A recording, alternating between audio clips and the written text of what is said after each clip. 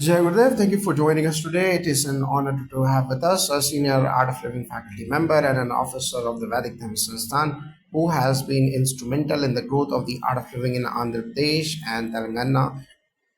Welcome, Jai Gurudev. Yes, I'm humbled and happy to share this divine journey. So, how did the Art of Living movement begin in Andhra Pradesh and Telangana? Jai Gurudev, as the seeds of the Art of Living in Andhra Pradesh and Telangana were sown in the early 1990s. His Holiness Gurudev Shri Shri Ravi Shankar Jesus' message of peace, pranayama, and Sudarshan Kriya began resonating deeply with the Telugu speaking populace. Back in those days, a few dedicated seekers from Hyderabad, Vijayawada, and Vishakhapatnam, touched by Gurudev's discourses in Bangalore and North India, invited trained teachers to conduct the first Art of Living courses in Telugu regions. The first courses were intimate, hosted in homes and community centers, word of mouth, and the visible transformation in participants led to ripple effect. By the late 90s, courses were happening regularly in Hyderabad, Guntur, Warangal, Kurnool, and also Tirupati. Gurudev's visits created a spiritual surge wherever he went. Could you share any memorable moments from Gurudev's early visits to the Telugu states? Absolutely. I remember a landmark event in 1998 when Gurudev visited Hyderabad for the first large scale public satsang and course. Thousands gathered at Indira Priyadarshini Auditorium. His presence was electric. People who had never meditated sat silently in bliss. Another special moment was in 2001 when Gurudev visited Vijayawada and inaugurated one of the early regional centers. The same year, he addressed the engineering students in Osmania University, and a wave of youth began joining the S Plus and DSN programs. How did the Hyderabad ashram, Manasganga ashram, come into being?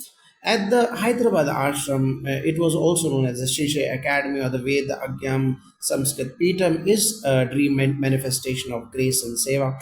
It all began with a simple idea in 2003 to have a sacred space in Telangana near Hyderabad that could serve as a spiritual, educational, and cultural hub for the region. A few senior volunteers, teachers, and devotees came together and began scouting land on the outskirts of the city. Finally, in 2004, a serene patch of land was identified in Kanakamamidi, a village about 40 kilometers from Hyderabad, surrounded by rocks, hills, and silence. Gurudev himself visited the spot during one of his trips and said, "This place has vibrations, it will blossom."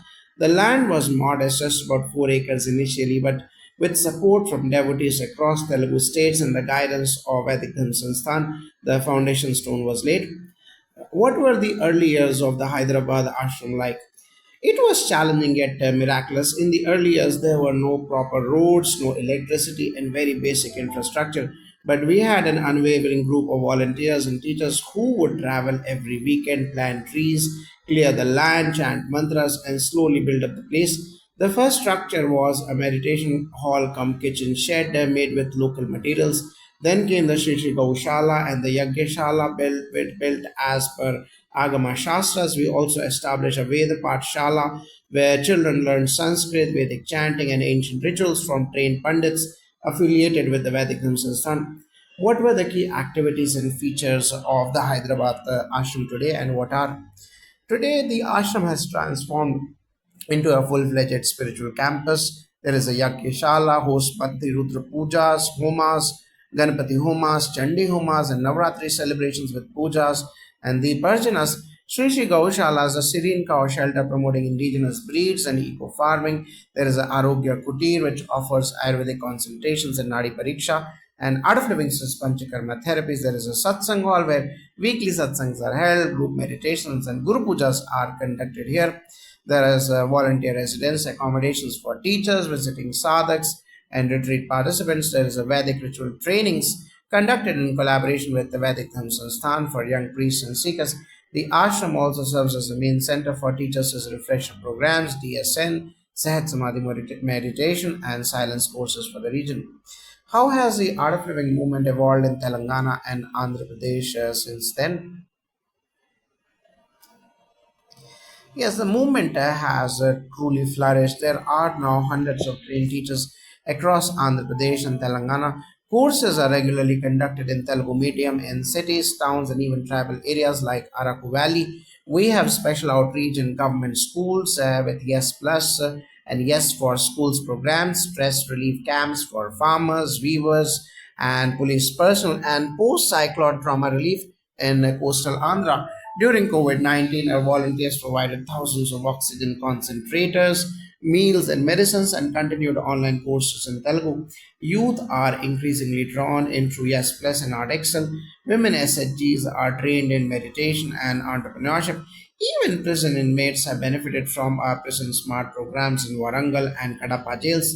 What is your vision for the future of art of living in these regions?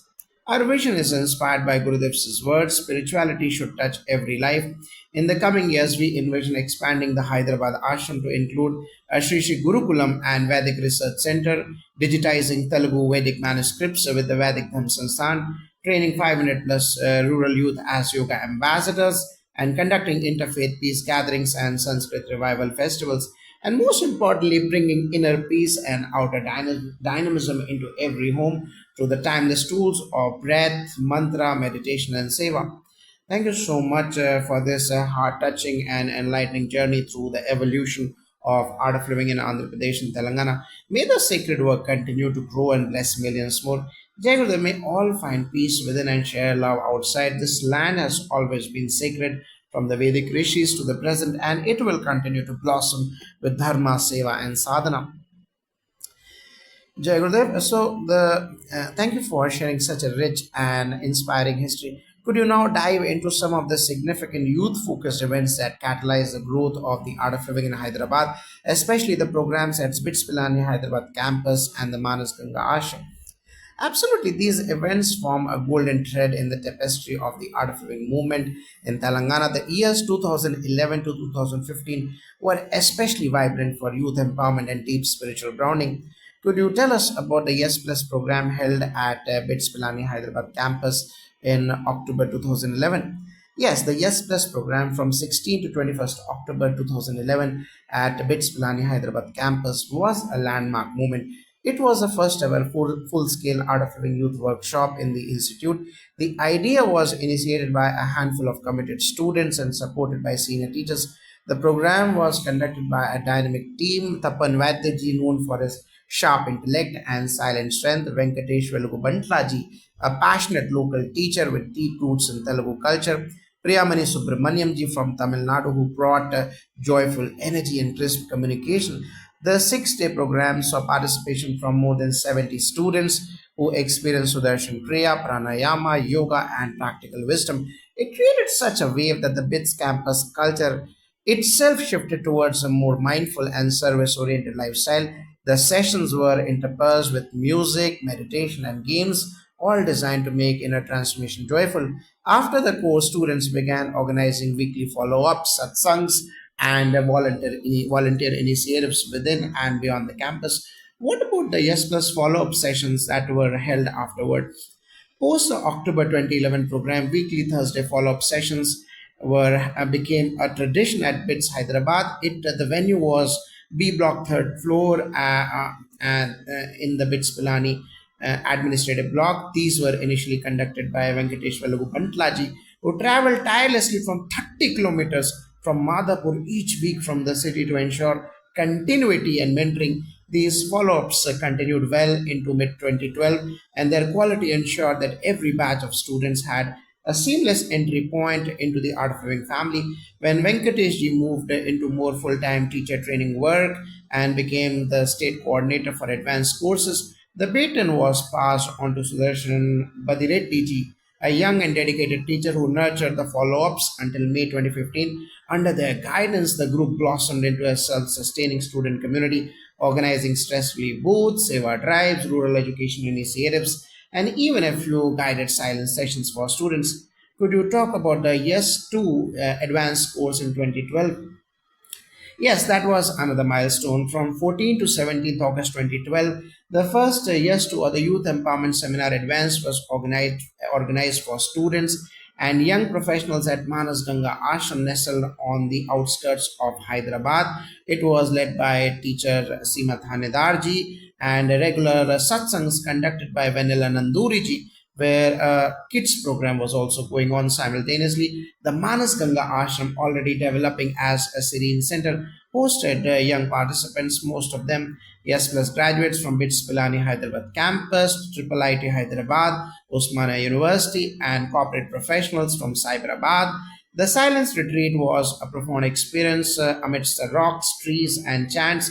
Participants dove into deep meditations, knowledge sessions, nature walks, and seva activities. Many reported deep emotional cleansing and clarity in decision making post course. The experience created a spiritual foundation for Hyderabad's youth leaders in the Art of Living movement. The course was facilitated by a national level senior faculty member and supported locally by Venkatesh ji, who was volunteering for the event along with Vishnu Prakash ji and others and his team. And the best part was the seva activities that were organized during the course of the 4 days. The process of allotting seva in Art of Living is very simple. So all the participants are made through a game. It is called Fire in the Mountains, Run, Run, Run. So when they do Fire in the Mountains, they're asked to make a group of say 10 people, 15 people, and you are asked to select one of the leaders when the Fire of the Mountains game stops. Suppose there are 70 people and you are asked to make a group of 10 people of seven groups each. So if there are seven groups of 10 people, there will be 70 people allocated in the seven groups. And one of the leaders after Fire on the Mountains games becomes the leader of the Seva group. And then on the campus ashram premises of Manas Ganga Ashram, you are allotted seva for 4 days. That it could be like cooking in the kitchen or cleaning seva, or you can do hall cleaning seva. There are multifaceted sevas, but the process of allotting seva is through a game. It is called Fire in the Mountains, Run, Run, Run. What were the subsequent activities in Manas Ganga Ashram and its significance? The Manas Ganga Ashram, inspired and named with Gurudev's blessings, continued to evolve as a youth and sadhana retreat center. After the 2012 Yes 2 program, it regularly hosted Seva retreats, as was done by Fire in the Mountains Run Run Run game, DSNs, and Mahashivratri celebrations and Guru Purnima satsangs. The weekly follow-up group from BITS and Hyderabad used to come to the ashram during weekends, engaging in ashram cleaning seva, tree planting, group meditations under the open sky, and bhajan evenings with soulful chanting. It became a spiritual second home for many youngsters who had no prior exposure to Indian spiritual traditions. Could you share about the Blessings program by Sangeeta Jani ji in 2015? The Blessing program conducted by Sangeeta Jani ji at Manas Ganga Ashram in 2015 was deeply sacred and unforgettable. Sangeeta ji, one of the most revered senior teachers and blessed souls in the Art of Living family, visited the ashram to conduct this powerful meditative process designed to open the subtle layers of grace, intuition, and healing. The program lasted for 2 days, 3 days, with more than 100 participants from across Telangana and Andhra gathered at the ashram. It included special guided meditations, healing circles, devotional chanting invoking Devi energy, deep knowledge from ancient Vedic texts, and group energy healing processes.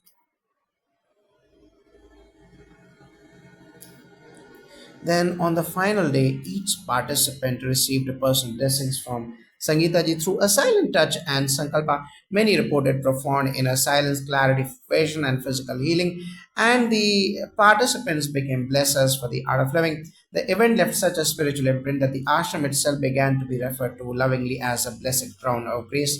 How do you reflect on this phase today? Yes, that phase from 2011 to 2015 was a golden era in many ways. It created the first generation of spiritual youth leaders in Hyderabad, connected urban students to timeless wisdom, and strengthened the ashram as a pillar of sadhana and seva. Gurudev always says, when youth are spiritually awake, the nation rises in light. We saw that happening in front of our eyes. Today, many of those Yes Plus and Yes to participants are leading doctors, entrepreneurs, teachers, or scientists, and they still carry the fragrance of those meditations in their daily lives. This is deeply touching and illuminating these stories not only preserve the legacy but also serve as a beacon for future seekers. We are all instruments in the Master's orchestra. The grace flows, we only need to be available. Jai Guru Dev.